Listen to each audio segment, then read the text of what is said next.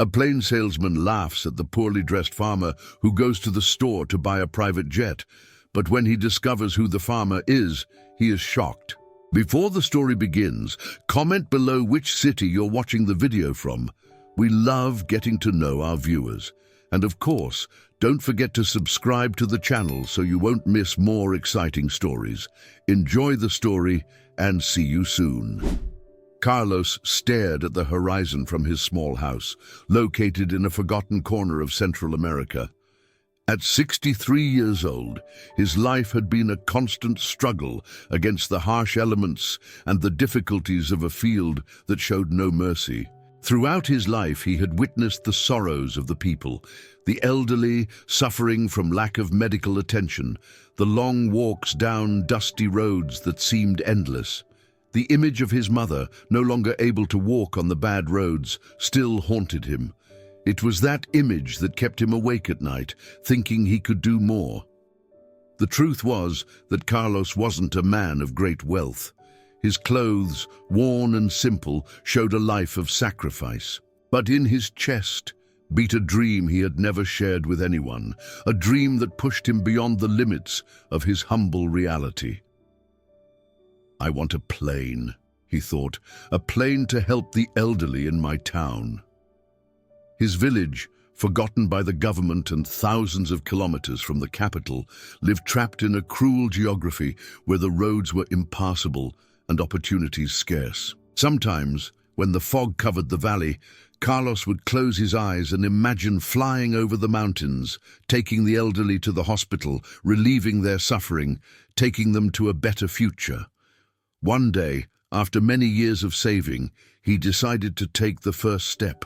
The decision wasn't easy, but he knew he couldn't continue living, knowing that the distance between his dream and the needs of his people was so great. So with his heart full of nerves, he climbed into his old truck and headed to the capital, where, in a luxury airplane showroom, his life would take an unexpected turn.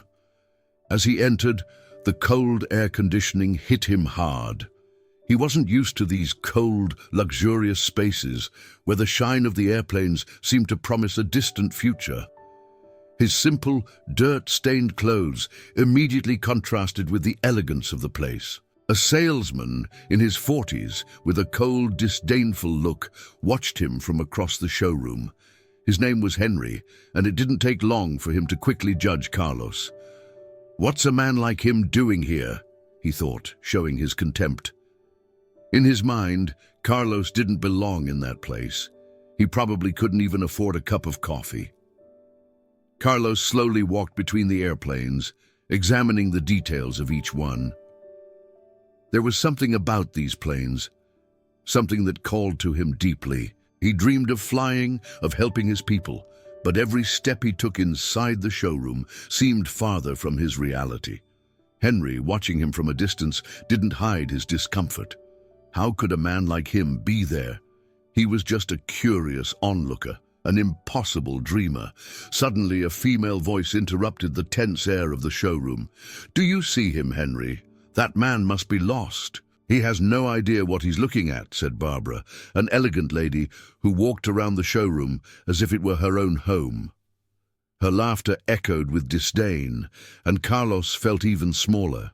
He looked down, feeling the weight of others' judgment. But something inside him remained intact. He couldn't back down, not now.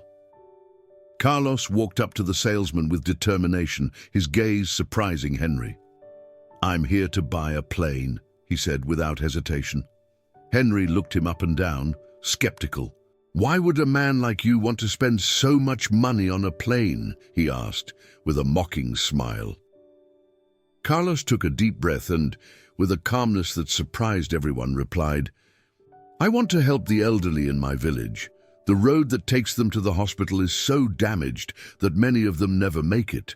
This plane isn't for me, it's for them. So that age isn't an obstacle to living." Henry laughed, though his laughter wasn't as confident as before. Just then, a man appeared at the door of the showroom, surprising everyone. Don Manuel, a well-known local businessman who not only knew Carlos, but had been his friend for years. Seeing the situation, Don Manuel walked toward him, smiling, and said, "Carlos, I always knew you would do something great. The community needs more men like you." Henry, now visibly embarrassed, tried to hide his discomfort, but it was too late. Carlos had not only expressed his dream, but also opened the door to an opportunity that would change his life. The air in the showroom was heavy. Henry, still recovering from the shock of seeing Don Manuel, tried to maintain his professional sales demeanor, but his gaze kept returning to Carlos. The distrust had disappeared, replaced by a mix of shame and confusion. How could he have judged this man so quickly?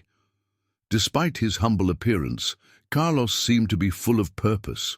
Don Manuel, with his calm smile, patted Carlos on the shoulder. "Come on, my friend, let's see how we can make this a reality," he said. The warmth of his voice was like a balm, dissipating the tension that had been hanging in the air. Carlos, though surprised by his friend's intervention, felt renewed. Perhaps this would be the moment when everything would change. As Don Manuel began discussing the price of the plane with Henry, Carlos stayed looking at the airplanes in the showroom, as if he expected one of them to come to him. However, he knew he wasn't there for the luxuries or comforts. His mind kept returning to the images of the elderly in his village, struggling to reach a distant hospital. That was his goal, his purpose. "How am I going to pay for this?" Carlos thought. He knew the savings he had managed to gather weren't enough. The plane was a luxury he couldn't afford, but Don Manuel, always astute, had already anticipated his concern. "You know, Carlos," Don Manuel began as he looked at Henry, "we've worked together many times before. I've always seen in you a work ethic that many in this country don't understand. That's why I want to help you with this." Carlos looked at him, surprised. "Help me? But His voice cracked slightly. He couldn't believe that someone like Don Manuel would be willing to do something so big for him. Don Manuel nodded. "What you're doing is something that many wouldn't dare to try. This plane isn't just for you, it's for all those waiting for you. If money is an obstacle, we'll solve it. I'll finance part of it." Carlos felt that words were not enough to express his gratitude. The only thing he could do was nod, his eyes shining with emotion. Henry, who had been listening to the conversation in silence, didn't know what to think. The idea that a man like Carlos could have someone like Don Manuel by his side bewildered him. He knew Don Manuel wasn't known for doing favors without expecting something in return, but this time he seemed genuinely interested in helping Carlos. Something in his heart changed. "Well," Henry said in a somewhat softer tone, "if you're both willing to proceed, I'm here to do my part." His attitude had changed completely. The arrogance he had shown earlier was now replaced by a more appropriate professionalism. Don Manuel turned to Carlos. "You're going to get your plane, my friend, no matter what it costs. The community will thank you." Carlos, still unable to believe what was happening, smiled, but his smile wasn't just one of joy. It was the smile of a man who was finally seeing his dream within reach. The weight of years of struggle, sacrifice, and work on the land was finally beginning to bear fruit. In the distance, Barbara, the elegant woman who had made the earlier mockery, watched the scene. Despite her sophistication, she couldn't help but feel a small pang of embarrassment. Had she been so wrong in her judgment? How many times in her life had she allowed appearances to dictate her opinions? Doubt began to settle in her mind, and for a moment she saw Carlos not as an insignificant man, but as someone who had achieved what many thought impossible. "Are you really going to go through with this?" asked Henry, looking at Carlos with a mixture of respect and astonishment. Carlos, with a steady gaze and renewed determination, replied, "Yes, and I'm doing it not just for myself, but for all those who need me." With those words, the negotiation ended. The plane, that symbol of freedom and hope, was no longer a distant dream. It was a reality. Carlos looked at Don Manuel, who gave him a firm handshake. He knew that from that moment on, nothing would be the same. The days that followed were a whirlwind of emotions for Carlos. He never imagined that his life would change so quickly, that the dream he had cherished for so many years would suddenly become a reality. He was excited, but also deeply nervous. It wasn't easy for him to adapt to a world so far removed from his own. The planes, the contracts, the negotiations, everything felt so alien to the life he had known in his field. Don Manuel, as always, was there by his side, guiding him through each step. The man who had been his friend for so many years now became a crucial figure of support. Although Carlos felt infinite gratitude toward him, something inside him kept him alert. He knew that Don Manuel never did anything without expecting something in return, although at that moment it didn't matter. What mattered was the plane. The dream was within reach. Finally, after weeks of paperwork, the day arrived. Carlos received the news that his plane was ready to be delivered. On a Thursday morning, at the capital's airport, a vehicle was waiting for him. Carlos got into the car without knowing quite what to expect. His heart raced, and his mind was filled with conflicting thoughts. Upon arrival, the plane took his breath away. It was everything he had imagined and much more. The shiny metal, the imposing wings, and the size that, while imposing, seemed at once a symbol of hope. He couldn't believe he was finally standing there in front of that dream machine. His dream, the dream of his village. "It's all yours, Carlos," Don Manuel said with a satisfied smile. "Now, go and do what you came here to do." Carlos nodded, but a strange feeling overtook him. Even though everything was happening so quickly, he felt the weight of his decision crushing him. Was he ready for this? Could he really be the man his community needed? When he boarded the plane for the first time, a professional pilot explained the controls and gave him some basic instructions. Carlos listened carefully, but in his heart, all he wanted to do was fly. Fly to his village, to the elderly, to the people waiting for him. At the end of the day, the technical details seemed insignificant. The only thing that mattered was the mission. However, just before taking off, a figure appeared at the airport, and Carlos was surprised to see who it was. Henry, the arrogant salesman. He still wore his impeccable suit, but now his attitude was completely different. He approached Carlos cautiously. "Carlos," he began in a low voice, "I know it wasn't easy for you to get here, and I have to say I was wrong. I judged you too quickly. What you're doing is much bigger than I imagined." Carlos looked at him without saying a word. Something inside him urged him to forgive, but he didn't know if he really could. The humiliation he had felt in the sales room was still fresh in his memory. However, something in Henry's sincerity made his anger subside. "Thank you, Henry," Carlos finally responded.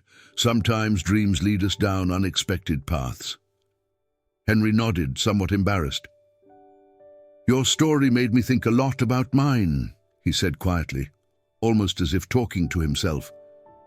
"My grandfather, he was a farmer like you. He also had a plane, and with it he saved many lives. I never forgot that. That's why I want you to know that from now on I support you." Carlos, still somewhat bewildered, gave him a firm handshake. "That means a lot to me, Henry. Thank you." The plane finally took off, and Carlos felt light, as if he were leaving behind not only the land of his village, but also all the barriers that had limited him throughout his life. The fresh air coming through the window seemed to bring with it a feeling of absolute freedom. He knew the road ahead would be difficult, but he also knew he had something more valuable than any wealth, a purpose. As he flew toward his village, he couldn't help but think about everything that had happened, the hours of work in the fields, the sleepless nights, the doubts that had accompanied him for years. But now, everything made sense. He was no longer just a common 63-year-old man. He was no longer just a farmer. Now he was the man who would bring hope to his people. The horizon in the distance seemed to call to him. He was closer to his village than ever before, and with that closer to fulfilling the promise he had made to his community. And as the sun set behind the mountains, Carlos knew that his journey, his true journey, was just beginning. When the plane touched down at the small airport in his village, the emotion that filled Carlos's heart was indescribable. During the flight, he thought of the many times he had looked up at the sky, imagining that one day he would be flying through it. But now that he was back, he was no longer the same man who had left. Something inside him had changed forever. The news of his arrival spread like wildfire. People started gathering at the airport, curious, excited, and hopeful to see the man who had achieved the impossible. Carlos, with his face lit by the afternoon sun, stepped off the plane with firm steps, but his mind still felt overwhelmed by the magnitude of what he had accomplished. The first face he saw was that of his daughter Anna, who was at the edge of the runway, her eyes filled with tears. "Dad," she said in a broken voice, "I can't believe you did it." She ran toward him and hugged him tightly, as if trying to stop time. Carlos hugged her with the same intensity, but he also felt a pang of sadness. He had been so focused on his dream that perhaps he hadn't spent enough time with his family. But now, all he wanted was to be with them, to share his success. "I did it, daughter. I did it," he said, his voice filled with emotion. But in his heart he knew this was just the beginning. The people from the village began to gather, with curious looks and some with a mix of skepticism. Many knew Carlos, but few knew what he had been up to in the past few months. "Is he really going to use it for us?" they whispered among themselves, looking at the plane that seemed so out of place in their small village. "What is he going to do with that?" Carlos didn't answer immediately. Instead, he walked toward the plane, touched its shiny surface, and turned to the crowd. "This plane isn't mine," he said in a strong, clear voice. "It's for all of you. It's to help those who need medical attention and can't reach the cities by road. It's for the elderly who struggle with the distances, for our children, for everyone. This plane is here to save lives." The crowd remained silent for a moment, processing his words. Some still couldn't believe what they were hearing, while others moved closer, admiring the plane. Carlos knew there was still much to prove, but at that moment, the people began to see him not as the simple farmer he once was, but as someone greater. Doña Teresa, Carlos's lifelong neighbor, was the first to approach. "Carlos, is it true what you're saying? Is this plane really for us?" she asked, her eyes shining with excitement. Carlos nodded with a smile. "Yes, Doña Teresa, when someone is sick and needs to go to the hospital, this plane will take them. No more hours of travel on broken roads. We'll do it the right way." The emotion in the air was palpable. People began talking to each other, sharing smiles, tears, and hugs. For the first time in a long while, the community felt like something good had come to stay. Carlos, with his plane and his promise, became the symbol of hope for them all. However, not everything was joy.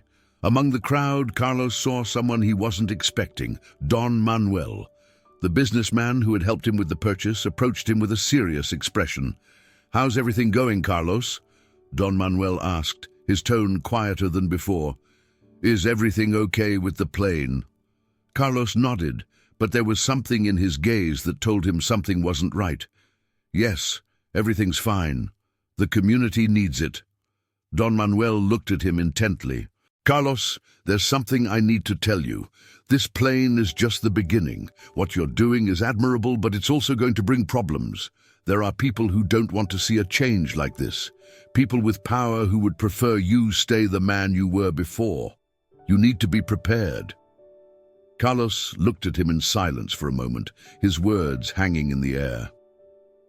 "I'm ready," he finally responded, his voice firm.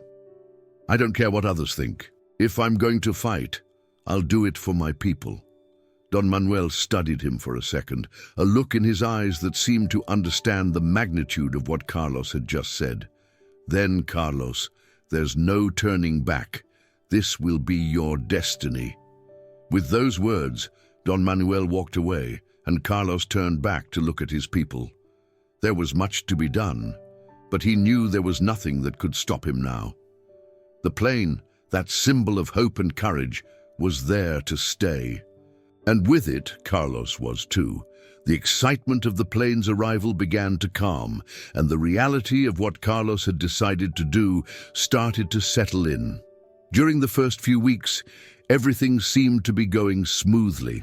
The people of the village applauded him, and the first medical missions were a resounding success. Carlos had turned the plane into a true life-saving tool, transporting the elderly and the most needy to the capital for medical attention, something that had previously seemed an unattainable luxury. But, as Don Manuel had warned, things weren't going to be easy. While the plane had become a symbol of hope for some, it also stirred fear and anger in others. In a small community, change always comes with resistance, and Carlos's enemies began to appear. One afternoon, after a particularly long flight, Carlos received a call that left him uneasy. It was from the mayor's office. The mayor, a strong-willed man well known in the village, was inviting him to a meeting to discuss the use of the plane. Carlos accepted the meeting, but something in his stomach told him it wouldn't be a friendly conversation. The day of the meeting arrived, and Carlos entered the mayor's office with a lump in his throat. The mayor, a stocky man with a no-nonsense face, looked at him from his desk, showing little expression. "So, you think you can fly above all of us, Carlos? Literally fly above us?" the mayor said bluntly. His tone was cold and calculating. Carlos stared at him. "I don't understand what you mean, Mr. Mayor. I mean that you can't do whatever you want just because you have a plane. What about permits? What about safety? The village's resources are limited, and you can't use that plane however you please without answering to anyone," the mayor responded, his voice filled with disdain. Carlos tried to stay calm. He knew the mayor was looking for trouble, and he didn't want to give him an excuse. "I'm doing this to help the people, Mr. Mayor. The people here need medical attention, and the plane is the only way to offer them a solution." The mayor stood up from his chair, walked toward the window and stared out at the horizon as if contemplating something. "Help, huh? Well, who's going to fund this, Carlos? Where are you getting the money for these flights? And if something goes wrong, who's going to take responsibility? You? Don't get me wrong, I want to help, but I can't allow you to put the village's resources at risk over a whim." Carlos felt the weight of the mayor's words. He knew that local politics were involved and that there might be more at stake than he understood. He didn't want to fight, but he also knew he couldn't stop now. "This plane isn't for me, Mr. Mayor. It's for everyone. No one pays for the flights. The costs are covered by donations, and people help when they can." "That sounds nice, but it still doesn't convince me," the mayor replied with a somber tone. "I'll put an end to this if you don't give me clear answers. There are too many interests at play." Carlos left the meeting with a heavy heart. The mayor didn't seem willing to back down, and he feared this was just the beginning of a long road filled with obstacles.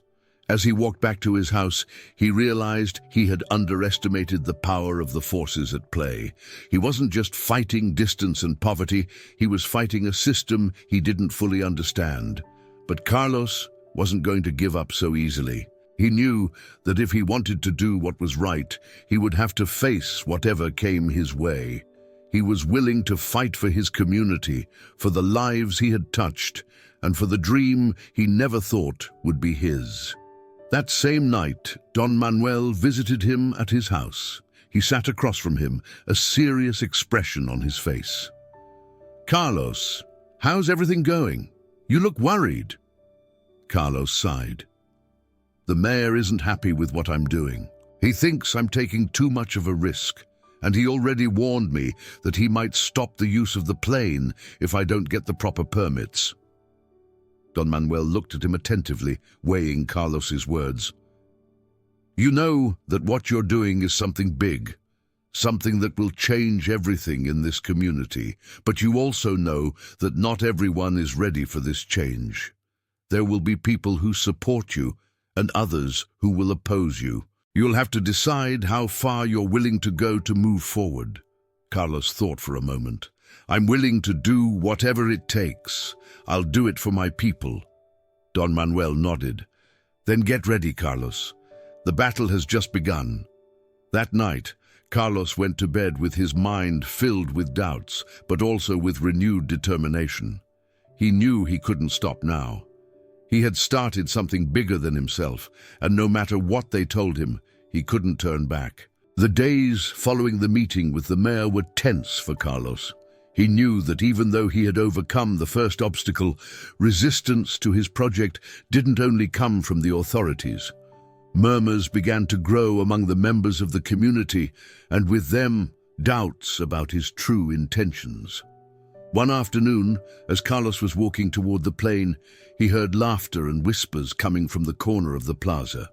It was a group of neighbors, including his old friend Tomas. Tomas had been his lifelong companion, someone with whom he had shared both the best and worst moments of his life. But now, something had changed in his attitude. "What's all this about, Carlos?" Tomas said with a tone sharper than usual.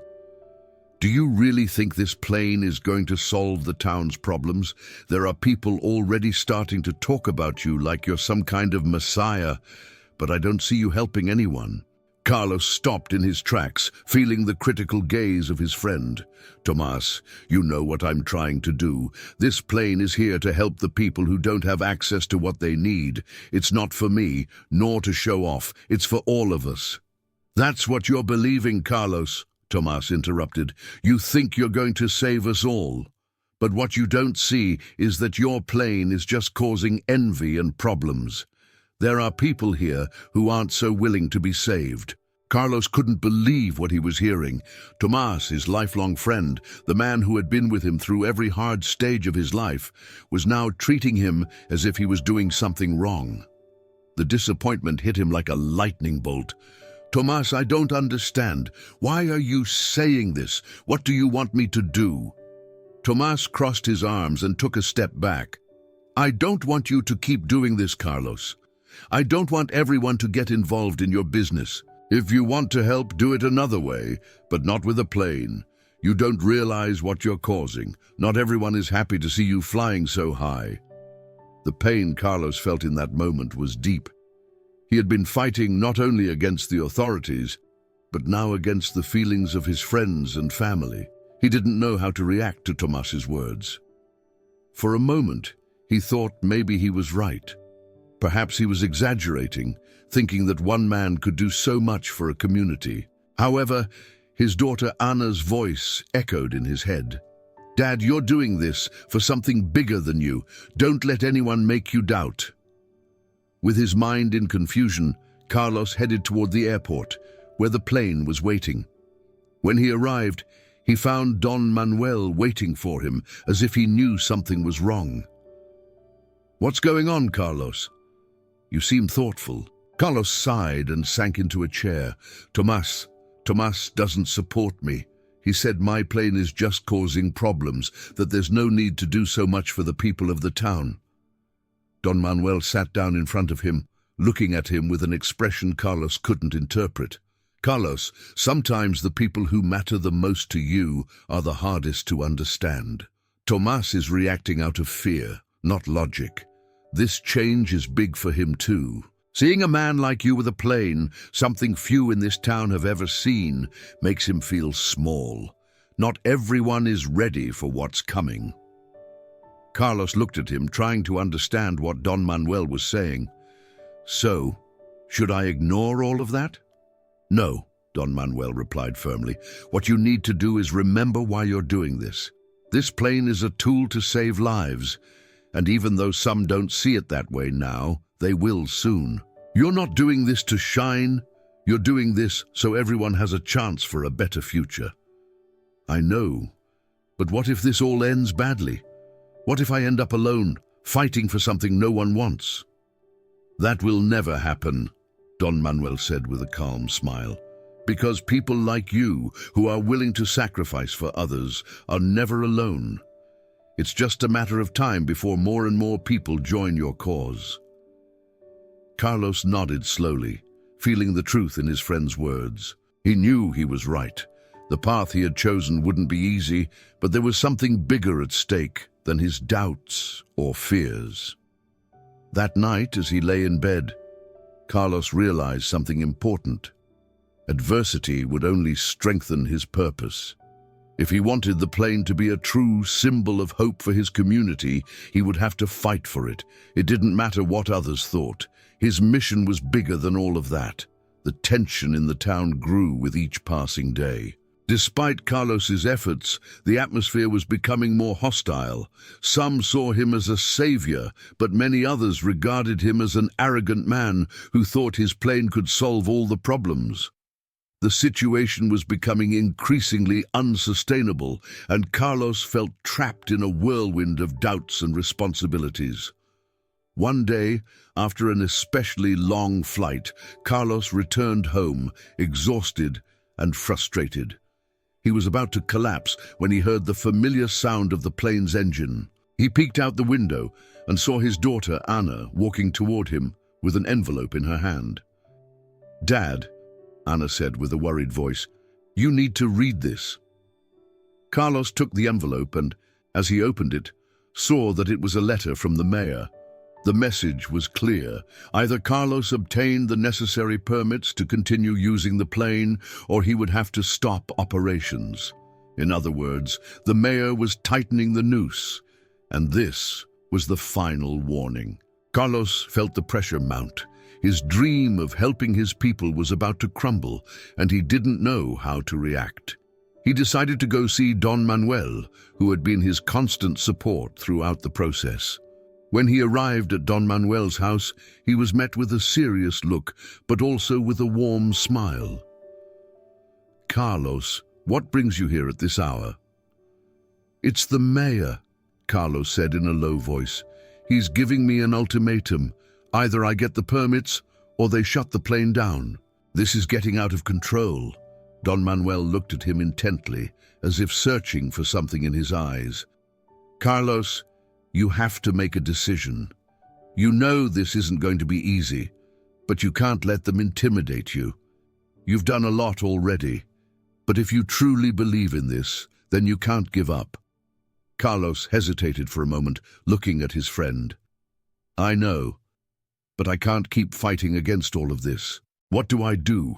If they shut the plane down, everything I've done until now will be for nothing." "That's not true," Don Manuel responded firmly. "What you've done is not in vain. You've touched the lives of many people, but now it's time to take the next step. You have to go beyond the limits they impose on you. If the mayor won't let you continue, then find a way to move forward without his permission." Carlos looked at him in surprise. "What are you talking about, Don Manuel?" "What I'm telling you is not to depend on them. If you have to find an alternative way to continue your mission, do it. Don't let anyone stop you." In that moment, Carlos understood what Don Manuel meant. It was clear that the system wouldn't allow him to continue his project without throwing obstacles in his way. But perhaps there was another way, a path that didn't require the authorities' approval. Back in the town, Carlos decided to gather some of his closest friends, those who truly believed in what he was doing. In the meeting, there were people like Tomas, who, although still doubtful about the way Carlos was doing things, couldn't ignore what he represented. "What do we do now, Carlos?" Tomas asked, looking cautiously at the others. Carlos looked at everyone and for the first time in a long time spoke with unwavering confidence. "What we're going to do is move forward. It doesn't matter what the mayor says. It doesn't matter what others say. If I have to fly without permission, I'll fly. But this plane will not stop." Carlos's decision wasn't easy, but at least now he knew he wasn't alone. With the help of his community and Don Manuel's support, he was willing to risk everything. That same night, Carlos got into the plane and flew toward the horizon, determined that he wouldn't stop. He knew the difficulties would multiply, but he also understood that sometimes the biggest dreams require the greatest sacrifices. Carlos never imagined that making the decision to fly without official permission would bring so many problems. From the first time he took off without waiting for full authorization, news of his plane spread quickly. Within days, his name was on everyone's lips in the town, and not everyone spoke kindly of him. The mayor's reaction didn't take long to come. One day, as Carlos was landing after a flight, he saw several government men waiting for him in front of his house. They were officials who had brought an official notice. "Carlos, we have orders to confiscate the plane," one of them said authoritatively. "Your flight without permission has violated aviation regulations. This plane will be confiscated until you can prove that you have the necessary permits." Carlos felt a huge pressure on his chest. He knew he had taken a risk flying without approval, but he also knew that if he stopped now, his dream would collapse. "I'm not going to let you take the plane," he responded firmly, though his voice trembled slightly. The men looked at each other, surprised by Carlos's response. "You don't have an option, Carlos. This is a legal matter," said another officer, stepping forward with a cold expression. "If you insist on not following the rules, we'll have to take more severe measures." At that moment, Carlos felt the ground beneath his feet disappear. Everything he had worked for, all the promises he had made to his community, seemed to be crumbling. But before he could say anything else, someone else intervened. From among the crowd of officers, Don Manuel stepped forward, approaching Carlos with a concerned look. "You're not doing anything illegal, but you're right about one thing," he said calmly. "Carlos, you know this isn't just about permits, it's about respect. However, I will take responsibility for this plane. If necessary, I will speak to the authorities and show them that what you're doing is for the good of everyone." The officer's eyes widened in surprise. Don Manuel, the respected businessman in town, had gotten involved. "If you have to speak with them, then so be it," replied one of the officers, visibly confused. "But be careful, Don Manuel. This is not a game." "I know," said Don Manuel, smiling at Carlos with support. "But sometimes, Carlos, you have to fight the battle. The plane is your dream, and now it's mine too." Carlos, with his heart still racing, looked at Don Manuel with gratitude. Without his support, he wouldn't have had the strength to keep going. "Thank you, my friend," he murmured. That same afternoon, Don Manuel met with the local authorities, who didn't know how to react to the support of someone as influential as him. Meanwhile, Carlos took refuge in the plane, as if it were his only ally in that moment of despair. Hours passed slowly, and uncertainty took over Carlos. He was sure that the plane's future rested in Don Manuel's hands, but he also feared that this fight might be too big, even for him. Finally, when the sun began to set, Don Manuel returned with news. "Carlos," he said, entering Carlos's house, "I managed to stop the confiscation process. The mayor agreed to a formal meeting where they'll discuss the use of the plane. It's not a total victory, but at least they won't take the plane for now." Carlos breathed deeply, feeling momentary relief, but also the pressure of knowing the fight was just beginning. "And now what?" he asked. "Now, Carlos," Don Manuel said with a calm smile, "now you have a real opportunity. This meeting could be the key to keeping the plane operational legally, but you'll have to fight for what you believe, and that will be harder than you think." Carlos nodded, finally understanding the magnitude of the battle he was fighting. "I know, but I'm not going to let anyone stop me. This plane has a purpose, and I'll defend it until the end."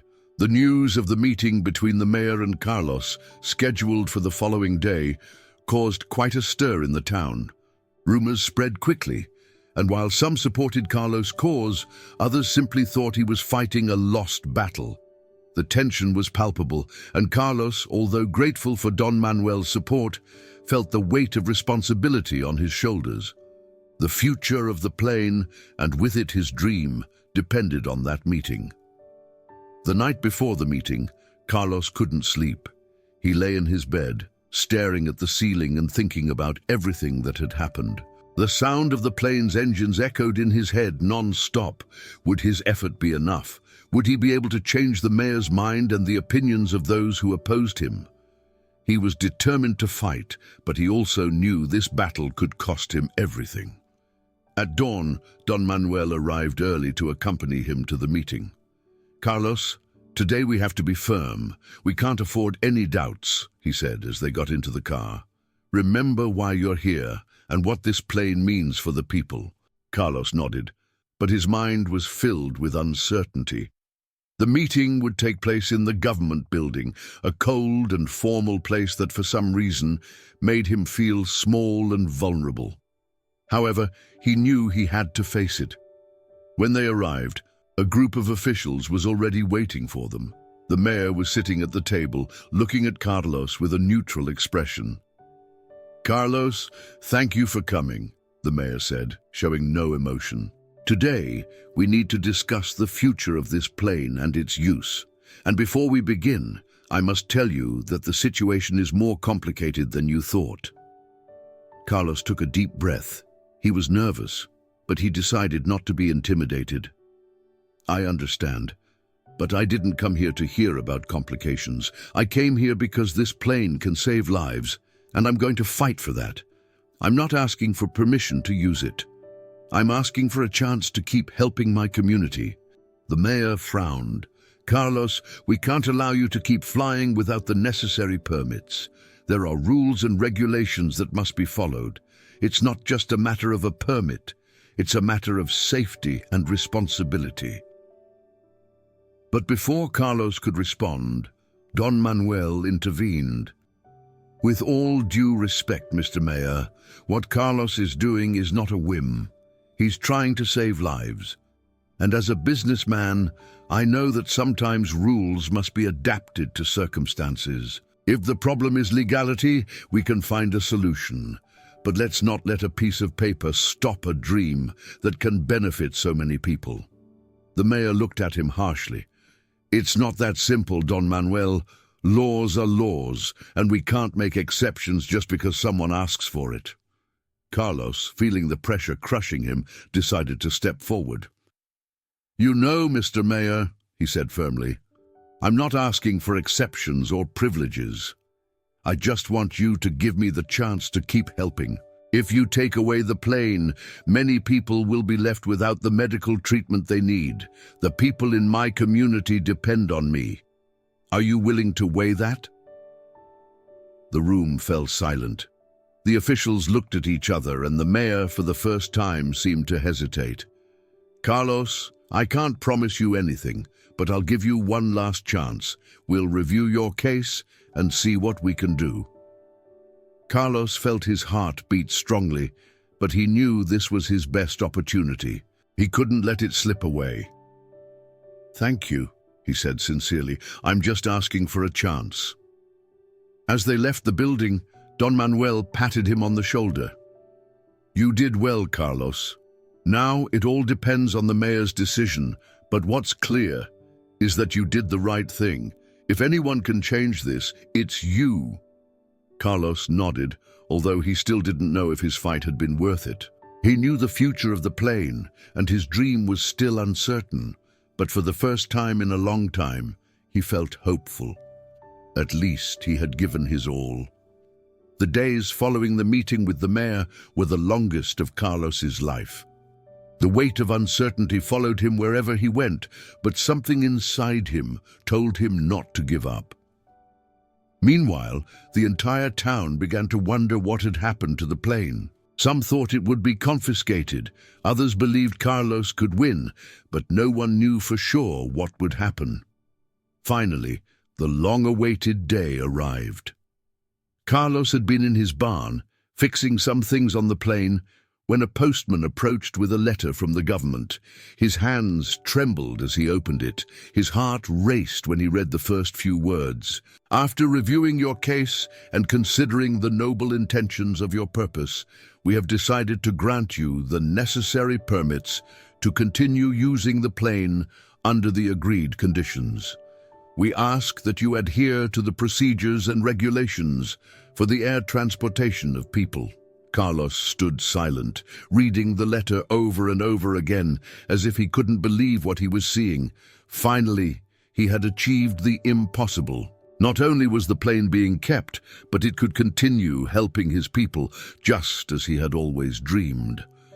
With the letter in his hands, Carlos ran to Don Manuel's house. He knew he had to share this news with him, the man who had been by his side the whole time. Upon seeing him, he couldn't help but shout with joy. "We did it, Don Manuel, we did it," he exclaimed, almost out of breath. The plane can keep flying." Don Manuel, with a calm smile, hugged him. "I knew you'd make it, Carlos. You didn't give up, and that made all the difference. Now the plane is yours and everyone's." Carlos felt a mix of gratitude, relief, and immense happiness. He had won his battle, but more importantly, he had gained the respect and support of his community. His dream was no longer just a personal dream, but something that would benefit everyone.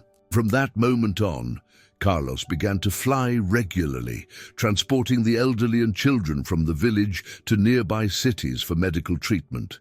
The flights became a routine, but every time he saw someone boarding the plane, he felt proud of what he had accomplished. Each flight represented a life saved, a dream come true. As time went on, Carlos's plane became an essential part of life in his community. People no longer feared long distances or poor roads. They knew that if they needed urgent medical care, Carlos would be there to help them. Carlos became a local hero, not for being a rich or powerful man, but for having a generous heart and an unwavering determination. When people talked about him, they didn't just mention the farmer who bought a plane, but the man who proved that dreams, when pursued with kindness and courage, can change the life of an entire community. And so ends the incredible story of Carlos, a man who, despite the difficulties, never stopped chasing his dream and, with a generous heart, changed the life of his community. He showed us that the true value of dreams lies not in money, but in the will to do good. If you were inspired by Carlos's story and believe that dreams have no limits, give the video a like and share it with your friends.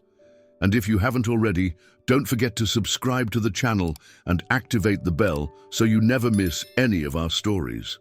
Now, I want to hear your opinion. What do you think about Carlos's decision to use his plane to help his community? Do you think you would have made the same decision? Leave your comment below. Your opinion is very important to us. Thanks for watching this video until the end. And remember, never stop dreaming and fighting for what you believe in. See you in the next video.